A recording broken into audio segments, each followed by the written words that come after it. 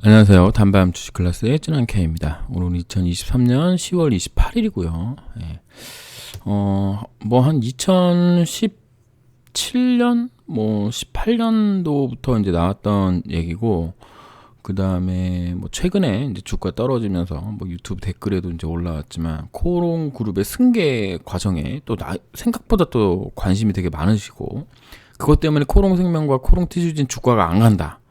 뭐 이런 말씀을 하시는데 오늘 한번 좀 뜯어보도록 하겠습니다. 본 영상은 투자에 참고만 하시고요. 구독과 좋아요, 댓글, 알람 설정 부탁드립니다. 얼마 전 25일날 이제 뉴스가 나왔죠. 예, 우리 이규호 이웅렬 회장님의 장남이십니다. 얼굴은 제가 직접 본 적은 없어요. 예, 아빠 재판 받는데 오는 것 같지는 않더라고요. 초고속 승진 차기 총수에 이제 한 발 더 들어갔다. 뭐 이런 내용인데. 연말 인사에서 이제 코오롱 모빌리티 부사장에서 이제 사장으로 승진했고, 이웅렬 회장님이 2018년 11월에 이제 그만두시면서 경영 능력 입증 못하면 지분 승계 없다고 천명하셨습니다. 수입자 사업의 역량 집중, 경영 능력 뭐 승계 실탄 일석이조 뭐 이렇게 나와 있는데, 아버지 이웅렬 명예회장의 혹독한 후계자 수업이 이루어지고 있고, 경영권 승계의 핵심은 이규호 사장의 경영 능력 입증에 달렸다. 사실상 지주사 지분율이 50%에 육박하는 이웅렬 회장의 지분을 증여받는 것이 가장 현실적인 방안이라는 것이 중론이다. 부친 소유의 주식을 증여받은 경우 추정되는 증여세는 약 800억. 지금 기준입니다. 아마 10월달 기준으로 800억일 텐데, 우리가 이제 알고 있는 뭐 삼성전자나 뭐 지금 LG가 뭐 지금 지분 분쟁에 비하면 그렇게 엄청나게 큰 돈은 아닙니다. 네, 지분율 희석을 감안하고 증여받은 지분 일부를 매각해 증여세를 마련할 수 있고, 이 명예회장이 들고 있는 다른 계열사 지분의 활용 가능성도 있다. 요렇게 이제 뉴스가 나왔습니다. 이 내용을 좀 보면은 이원만 님이 이제 창업 주시고, 이동찬 회장님에 이어서 이웅렬 회장님이 이제 받았고, 1996년도에 제3세 경영을 선언했습니다. 뭐 저는 잘은 모르지만, 그래도 재계에서 지금 뭐 정경련 회장 자리를 논할 정도로 이웅렬 회장님의 입지가 있고, 이웅렬 회장님이 지금 삼성전자 이재용 요 그룹 있잖아요. 뭐 SK랑 뭐 정의선인가 뭐 현대, SK는 누구죠? 이름이 또 기억이 안 나네. 제가 이런 거에 좀 약합니다. 이름 외우고 이런 거에. 어쨌든 여기보다는 좀 형벌이어가지고 그래도 나름대로 형 역할을 좀 해주셨던 걸로 제가 알고 있는데 뭐 정확하지는 않습니다. 실제로 형 역할을 했는지도 잘 모르고, 뭐 형 역할이라고 하면 뭐 밥을 사준다던가 술을 사준다던가 뭐 그런 거겠죠. 이웅렬 회장님의 장남 이규호 사장은 한 2020년도부터 이제 조용히 경영 수업을 받았다고 하는데, 이 부분은 되게 제가 이웅렬 회장님 좀 존경하는 부분인 건데, 이분이 이규호 사장님은 미국 시민권이 있음에도 불구하고 군대를 현역으로 보냈고요. 그다음에 21년도 코오롱인더 구미공장 차장으로 이제 입사를 했습니다. 그러니까 보통 이제 뭐 미국이나 뭐 이런 데서 MBA 마치고 와가지고 이제 바로 오자마자 이제 우리가 흔히 알고 있는 드라마 상무로 이제 와가지고 뭐 이렇게 하는 그런 게 아니라 밑에서부터 이제 꾸준히 받아왔다, 이렇게 볼 수 있는 거죠. 제가 여지까지 2015년부터 지금 계속 이제 코오롱 그룹을 이제 코오롱 그룹 중에서도 이제 코오롱 생명과 코오롱 티슈준에 이제 집중을 하면서 느낀 코오롱 그룹의 어떤 분위기는 이제 오랫동안 이어져 왔기 때문에 되게 보수적입니다. 보수적이고 뭐 어디 정권하고 친하다, 뭐 명박이 형이랑 친하다, 뭐 박근혜 형하고는 별로 안 친하다. 지금 있는 뭐 김대기 비서실장이죠. 이분하고 뭐 골프를 치는 뭐 이웅렬 회장님이다. 뭐 이런 얘기를 다 떠나서 회사의 어떤 그 기조는 정직하다라는 거예요. 그러니까 무슨 얘기냐면, 뭐 2019년도에 이제 뭐 인보사 사태가 터졌지만 지금 상황 돌아가는 거 보면은 실제로 이 부분에 관련돼서 경영진들도 다 몰랐던 것 같고, 알았다 하더라도 중요하게 생각하지 못할 그런 어떤 그런 상황이었던 것 같습니다. 그렇고 코롱 그룹이 사회적으로 물의를 일으킨 적이 이제 있는데, 제 기억에는 대원해공가 어디 되게 유명한 고등학교, 대학교 체육대회를 빌려서 뭐 오리엔테이션 하던 중에 눈이 많이 내려가지고 여기 이제 천장이 무너져서 사람들이 좀 죽고 그랬었는데, 그때 이웅렬 회장님이 직접 이제 지시하셔가지고 정말 깔끔하게 마무리됐던 걸 제가 기억을 하거든요. 그러니까 회사는 일단 뭐 정부에서 하지 말라는 건 잘 안 하는 어떤 그런 느낌이에요. 그러니까 다르게 나쁘게 얘기하면 좀 도전적이지 않다. 뭐 이렇게 이제 표현할 수도 있겠고, 되게 이제 천천히 굴러간다. 천천히 굴러간다. 이게 이제 기간이 오래됐잖아요. 그래서 뭐 혁신이라든가 이런 부분하고는 조금 거리가 멀 수도 있지만, 다른 의미로는 되게 안정적으로 성장하는 기업이다. 이렇게 볼 수도 있습니다. 그리고 다른 의미로는 지금 코오롱 그룹이 가지고 있는 어떤 그룹의 형태, 그 다음에 그룹에서 진행하고 있는 사업을 보면 수소랑도 좀 관련이 있고요. 그 다음에 이제 타이어에 뭐 우리 인도에서 하고 있는 거 있잖아요. 이게 또 되게 중요한 거고, 여기에 이제 제약바이오 하고 있어서 나름 또 4차 산업에 또 특화되어 있는 사업들을 진행하고 있는 기업입니다. 그래서 뭐 나중에 어떻게 될런지는 잘 모르겠지만, 일단 제가 생각했을 때는 막 엄청나게 크게 사회에 물의를 일으킨다거나 혹은 정부에 반해서 뭐 반정부 정서가 있다거나 그런 것 같지는 않습니다. 그리고 지금 뭐 재판 받으면서 제가 여러 번 보면서 이제 느낀 거지만, 실제로 정부랑 되게 돈독한 관계를, 그러니까 어느 정부든 간에 돈독한 관계를 유지하기 위해서 되게 노력하고 있다라는 느낌을 받았고, 특히 행정처에서 내려오는 어떤 지시사항이라든가 이런 거를 굳이 어겨가면서 그렇게까지 막 되게 막 꼼수 부려가면서 하는 회사는 아니다. 제가 들은 바로는 그 그룹 중에 관리 종목 있는 거로 이웅렬 회장님이 엄청 싫어하신다는 얘기도 들은 적이 있고, 여느 잡주처럼 그룹의 어떤 주가를 움직이기 위해서 뭐 무리하게 뭔가를 한다거나 뭐 그러지는 않는 회사로 제가 알고 있습니다. 뭐 이런 얘기를 제가 왜 하고 있는 거죠? 어쨌든 그래서 이제 이규호 이제 장남이 코오롱 글로벌 자동차 부분을 이제 띄어내가지고 모빌리티 신입 대표이사가 됐고, 이 부분이 조금 뭐 괜찮은 게 뭐냐면, 요즘은 한국 차도 많이 사지만 BMW, 미니, 뭐 아우디, 롤스로이스 뭐 이런 회사의 자동차를 요즘 많이 사잖아요. 그래서 코오롱 모빌리티가 제가 알기로는 실적에서 매출 부분이 이제 많이 올라온 것으로 알고 있습니다. 그래서 수입차 매출 1위로 목표를 제시했고, 여러분들과 제가 코롱생명과학이 대박이 나가지고 BMW나 미니 또 한 대씩 사주면 우리 이규호 사장님이 좀 좋아하지 않을까. 우리 티슈진하고 코롱생명과학 주주가 무려 한 전체 합치면 13만 명 정도 되는데, 개인 주주들이 그 정도 되는 걸로 알고 있는데, 뭐 겹치는 사람들이 되게 많겠죠. 그럼 절반이라고 보면은 한 7만 대가량을 우리가 이제 뭐 BMW니 롤스로이스니 이런 거 한 대씩 사주면 좀 좋지 않을까, 뭐 이런 생각도 해봅니다.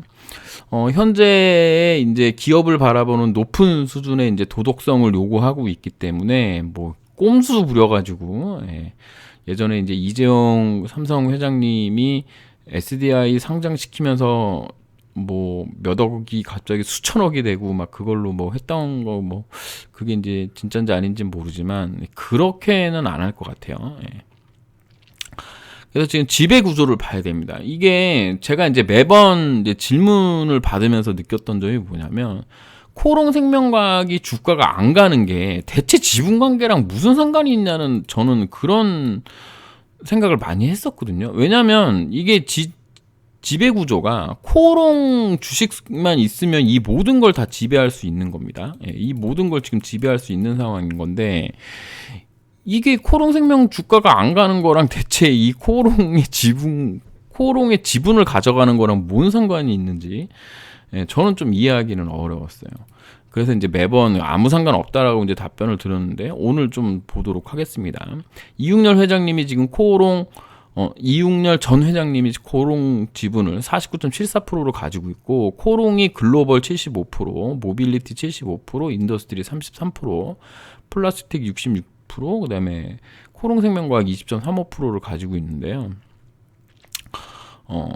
지배하는 지주에서 코오롱은 코오롱 모빌리티 75%, 글로벌 75%, 뭐 인더스트리 33% 이렇게 가져가 5개 상장사와 인베스트먼트 등 40여 개의 이제 비상장사를 가지고 있는 제가 재계해한 50위권에서 혹은 60위권 요 안에 들어가는 그룹입니다. 코오롱 그룹은 그러니까는 그 코오롱 그룹을 승계받으려면 다른 게 중요한 게 아니라 코오롱 지분을 가지고 있어야 되는 거예요. 코오롱 지분을. 근데 웅렬이 형이 코오롱 글로벌 0.39%, 인더 1.19%, 코오롱 생명과학 18.87%, 코오롱 제약비 28.25%를 가지고 있습니다. 명예회장의 다른 계열사 지분이 이제 중요하다라고 보고 있는데 해외 계열사에도 국내 계열사만 코오롱 인더스트리, 코오롱 글로벌, 코오롱 ENC, 모빌리티, 코오롱 생명과학, MOD, 코오롱 제약 28.25%가 있는데 제가 여기서 이제 조금 신경 쓰이는 부분이 이제 이 부분입니다. 코오롱 생명과학하고 코오롱 제약이에요. 코오롱 제약은 비상장입니다. 예, 비상장이어서 저는 어쨌든 코오롱 제약이 상장된다고 보고 있습니다. 코오롱 제약이 상장된다고 보고 있고 코오롱 제약이 상장된다라고 이제 검색어로 치면은 이제 뭔가 나올 겁니다. 뉴스 관련된 게 나올 건데 그래서 코오롱 제약이 결국엔 상장이 될 거예요. 예. 요게 상장이 될 거고 그러면은 이렇게 생각해 보는 겁니다. 코오롱 지분을 49.74%를 가지고 있는 이육렬 회장님의 지분을 받기 위해서는 다음 장에 나오는지 모르겠는데 이렇게 지금 이육렬 회장님이 이렇게 이제 지분을 가지고 있는 건데 여기 보면 코오롱 생명과학이 0.61%가 되어 있는데 여기 보면 18.87%거든요. 그래서 여기에 요거 관련돼서 이제 검찰하고 이거 뭐라 그러지 그거를 비실명인가? 차명계좌. 죄송합니다. 요거 관련돼서 예전에 이제 수사받았던 적이 있는데 그거 합쳐가지고 아마 요거가 나오는 것 같습니다. 이렇게 가지고 있는데 지금 현재 보면은 증여하는 재산이 30억을 초과하는 경우에 최고 세율 50%가 붙고 여기에 최대 주주 지분이 증여되는 경우에 20% 할증이 붙어서 전체의 60%를 세금을 내야 돼요. 6월 말 기준으로는 1,200억이고 10월 25일 기준으로는 약 800억 정도 되는 겁니다. 지금 모기가 날아다녀가지고 방송하면서 모기를 잡고 있는데 네, 드디어 잡았습니다. 어쨌든 지금 한 800억 세금을 내야 되는데 이 세금을 어떻게 낼 것인가 봐야 됩니다. 지금 현재 이규호 사장은 현재 주요 계열사 지분을 거의 보유하고 있지 않아서 주식이 없으니 배당 수익도 당연히 없고 연봉을 또 5억 원 이상 받는 데도 없기 때문에 800억을 언제 모으냐는 거야. 800억을. 저는 좀 힘들다고 보고요. 결국에는 어떻게 돼야 되냐 이렇게 보면은 제 생각을 말씀드릴게요. 제 생각.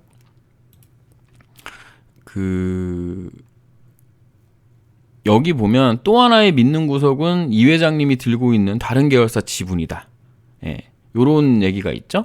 그 다음에 첫 번째 뉴스에서 봤던 거는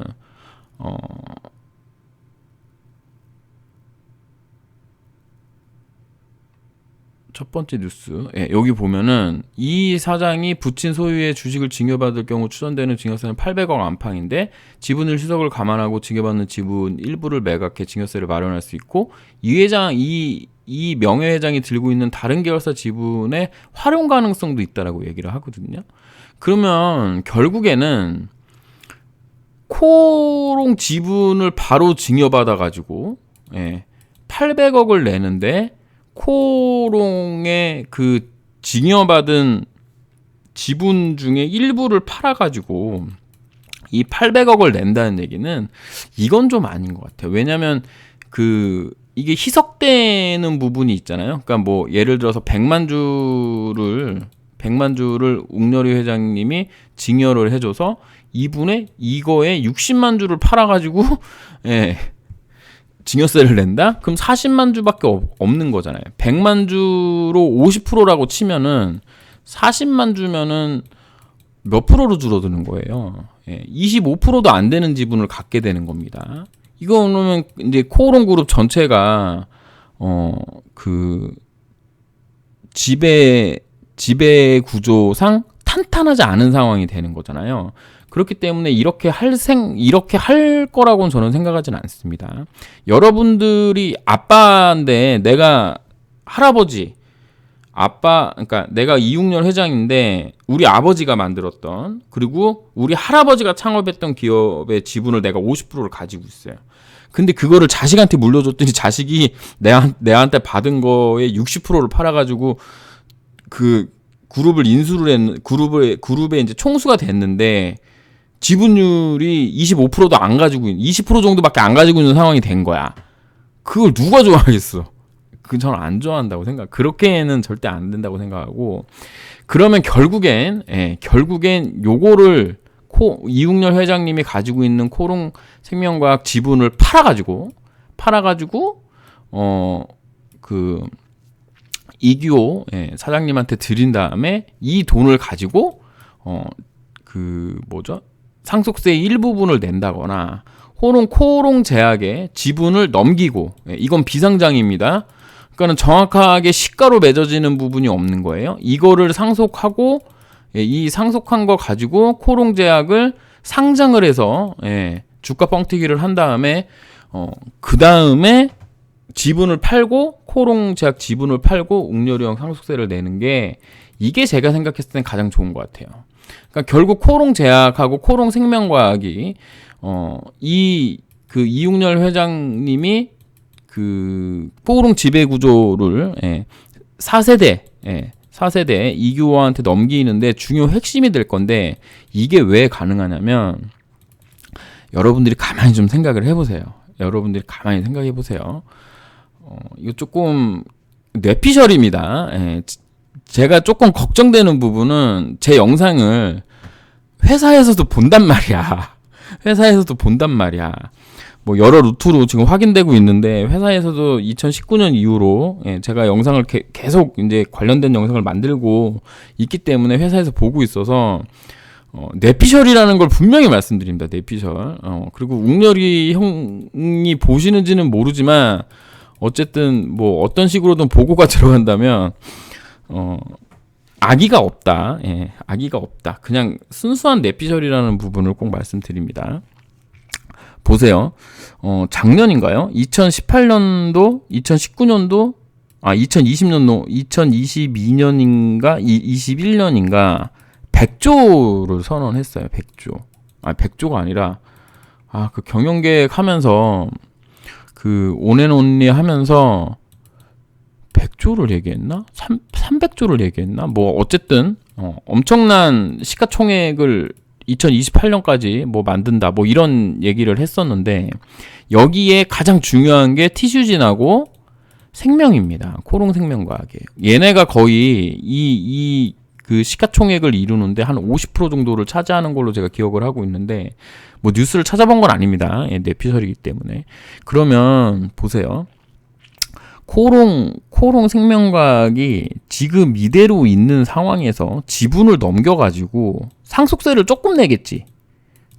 지금 기준으로 상속세를 조금 낼 거 아니에요.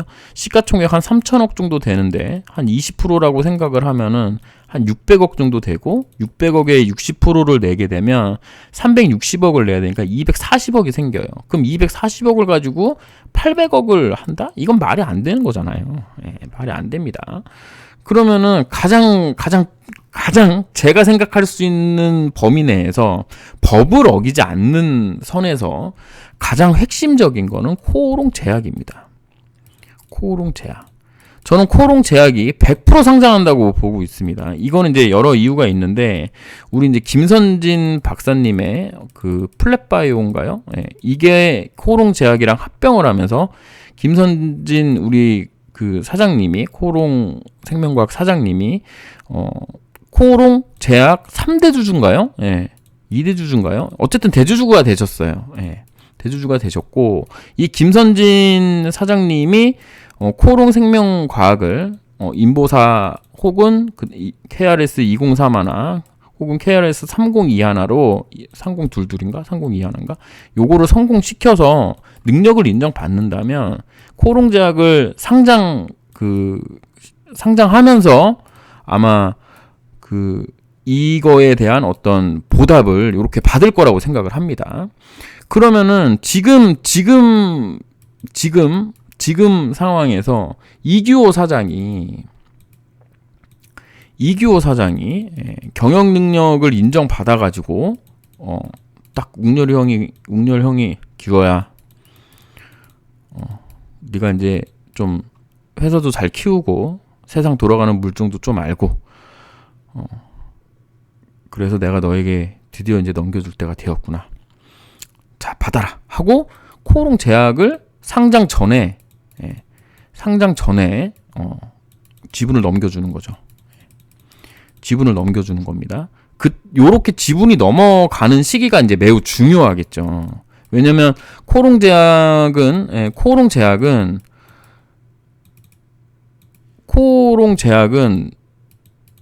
어떻게 될 거냐?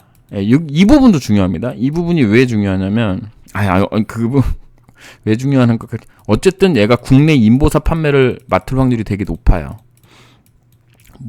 지금 식약처와 재판 중이기 때문에 뭐라고 확언하기는 어렵지만, 미국에서 FDA 승인이 나서 신약으로 평가를 받으면 수입해다가 인보사를 파는 걸 코오롱 제약이 하던가, 아니면 행정소송을 이겨가지고 한국에서 판매가 가능한 상황이 되더라도 코오롱 제약이 인보사 판매를 할 겁니다.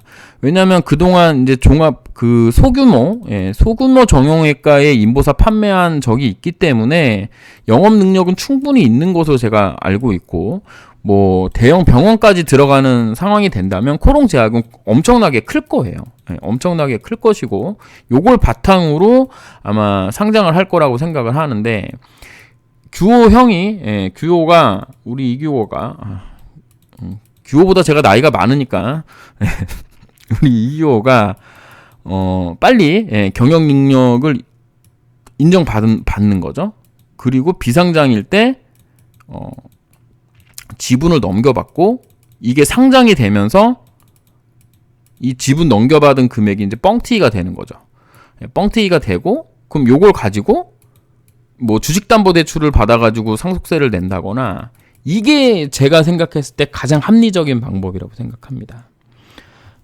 여러 뉴스를 제가 찾아보고 내린 결론은 이게 가장 좋을 것 같아요. 왜냐하면 코오롱 제약이 상장될 거가 거의 저는 한 90% 정도 이상으로 보고 있기 때문에, 그래서 결국엔 이규호 씨가 빨리 경영 능력을 평가받았으면 좋겠다. 외부 환경은 나쁘지 않은 걸로 제가 지금 파악하고 있는데, 왜냐하면 이제 수입차 시장은 계속 어차피 늘어날 거라고 이제 생각을 하고 있어서, 이게 근데 만약에 안 되면 안 되겠죠. 안 되면 안 되는 겁니다. 지금 현재 계열사 지분이 0%인 이규호 사장에게 바로 경영 승계하기는 이미 웅렬이 형이 말해둔 게 있어서 이건 불가능하고, 경영 능력이 갖춰졌다고 인정이 되면 아마 코오롱 제약 지분을 넘기는 형식으로 하고, 그 다음에 코오롱 제약이 성장함과 동시에 거래소든 코스닥이든 상장을 해서 될 가능성이 높다라고 봅니다. 그럼 기간은 얼마나 걸릴 것이냐? 이규호 씨가 84년생입니다. 84년생이면 이제 한 40 정도, 39세 예, 이렇게 된 건데 제가 봤을 때는 앞으로 한 10년, 5년에서 10년 내에 요 작업이 이제 진행될 가능성이 높다 이렇게 보고 있어요. 그러니까 지금 당장 코생이랑 코티 주가가 내려가 있는 게 승계 때문이다라는 얘기는 저는 1%도 동의하지 않습니다. 예. 회사가 일부러 제가 앞에서도 이제 길게 좀 장황하게 얘기했지만 회사가 일부러 뭐 어떤 목적을 가지고 주가를 누른다? 예. 그런 회사가 아니에요. 이 코오롱 그룹은 그 정도로 꼼수 부리는 회사는 아닙니다. 그냥 일이 닥치면 정도로 해결하려고 노력하는 기업이지. 예. 그러니까 다르게 얘기하면 웅렬 형이 그렇게 치졸하지 않은 형이에요. 예. 다른 얘기로 말씀드리면 꼼수 써가면서 뭐 흔히 뭐 우리가 알고 있는 뭐 로비나 뭐 이런 거는 할 수 있겠죠. 근데 어떤 위기상황에 대처할 때 막 꼼수 써가지고 뭐 이렇게 하는 회사는 저는 아닌 걸로 법정에서 많이 느꼈습니다. 일단은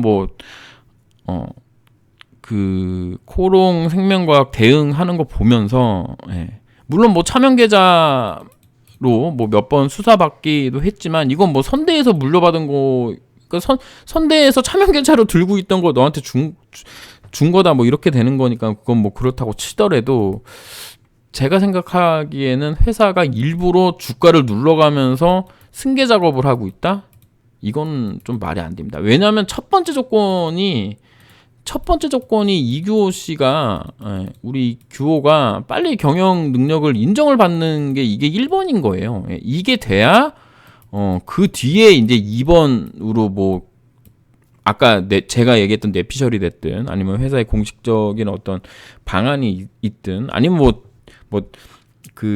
태평양이 이제 태평양하고 이제 코오롱 그룹이 친하니까 태평양에서 법률 자문 받고 그다음에 뭐 삼정이나 뭐 3일에서 이제 또 회계 조언을 받아가지고 뭐 계획을 짜겠죠. 뭐 그런 식으로 하던가. 이게 첫 번째인데 이게 지금 아직은 결판 난 상황이 아닙니다. 물론 이제 규호 씨가 그 모빌리티를 맡고 거기서 이제 또 상장이 되고 그다음에 뭐 주가도 많이 올랐다가 지금 많이 좀 떨어지는 상황으로 알고 있는데 매출 부분은 계속 늘어나고 있는데 영업이익은 작년보다 조금 줄어든 걸로 제가 알고 있습니다. 이 부분을 어떻게 성장시키느냐 이걸로 교두보를 마련을 해야죠. 그리고 나서 이거기 때문에 두 번째이기 때문에 이거는 지금 당장 생각할 필요는 없다. 제가 생각하는 제가 지금 제 그 뇌피셜로는 제 머리로 생각할 수 있는 부분은 코오롱 제약이 키가 될 것 같다. 웅렬 형이 우리 규호한테 그룹을 넘겨주기 위해서 생각하는 그 어떤 비법이라고 할까요? 뭐 그런 방안은 코오롱 제약이 키를 가지고 있는 거 아니냐. 저는 그렇게 생각합니다. 물론 뭐 코오롱 생명과학 지분을 넘겨서 하는 방법도 생각할 수 있습니다. 그게 주가에 좋을지 안 좋을지는 저는 아직은 뭐 판단 보류고 그걸 뭐 지금 생각할 것도 아니고 지금 당장 11월 달 행정소송 결과가 지금 가장 급한 거기 때문에 그래서 아까의 시나리오대로 이제 생각을 해본다면 코오롱 제약이 커야 되는 거잖아요. 코오롱 제약이 커야 되면 결국엔 인보사가 잘 돼야 되는 겁니다. 그러면 결국에는 어떻게 되는 거냐면 제 생각으로는 제가 이제 물론 그 코오롱 생명과 코오롱 티슈진을 하면서 인보사에 미쳐 있는 놈이기 때문에 그런 생각하는 걸 수도 있지만 우리 웅렬이 형이 인보사 넷째 동생이라고 했잖아요. 넷째 아들이라 그랬나 딸이라 그랬나. 그만큼 중요한 이유는 이 인보사가 잘 되는 게 결국 그룹의 명운의 핵심이어서 그렇다고 저는 생각합니다. 왜냐하면 이게 승계에도 걸려 있고 회사가 성장하는 캐시카우로서의 어떤 역할 이 부분이 지금 인보사의 그룹의 어떤 그 명운이 달려 있기 때문에 이게 잘 돼야 결국에는 코오롱 제약도 잘 되고 코오롱 제약이 잘 돼야 승계도 잘 이루어진다. 그렇게 생각을 하면 허투루 하지는 않을 거다. 인보사 관련돼서. 인보사 관련돼서. 이미 회사는 왁구는 전부 나와 있다고 생각을 합니다. 저 같은 경우는.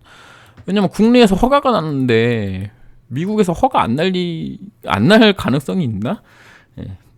제가 꾸준히 이제 펼쳐왔던 논리인데, 그럼 미국에서 허가가 나면 우리나라에서 일단은 블록버스트입니다. 블록버스트가 됐어요. 그럼 미국에서도 블록버스트가 될 가능성이 높죠. 근데 이거를 이제 중국에서도 팔고 인도에서도 팔고 뭐 홍콩, 뭐 싱가포르, 뭐 어디 다 팔잖아요. 일본에서 팔고. 이렇게 되면은 결국에는 가장 그룹의 인더와 이제 어깨를 나란히 하는 회사는 코롱생명과 코롱티슈진이 될 거고, 제 생각으로는 아마 코롱그룹에서 가장 높은 어떤 성장을 이루어내는 회사는 아마 코롱생명과학이 되지 않고 코롱생명과 코롱티슈진이 될 가능성이 매우 높다. 그렇게 생각합니다. 그래서 웅렬이 형이 마지막 비책으로 남겨둔 게 코롱제약이고, 코롱제약이 잘 상장이 되고 뭐 이렇게 되려면 결국에는 코롱 그룹의 핵심인 인보사가 잘 돼야 된다. 결국 우리한테도 좋다. 요런 결과로 요런 말도 안 되는 거지만 어쨌든 제 생각은 그렇습니다. 제 생각은 뭐 아니신 분들은 댓글로 달아주시면 되고, 너무 또 이거에 또 심취하셔가지고 또 깊은 생각은 하지 마시고, 그냥 네가 생각하는 게 이렇구나, 요 정도만으로 생각해 주시기 바랍니다. 감사합니다. 지남 K였습니다.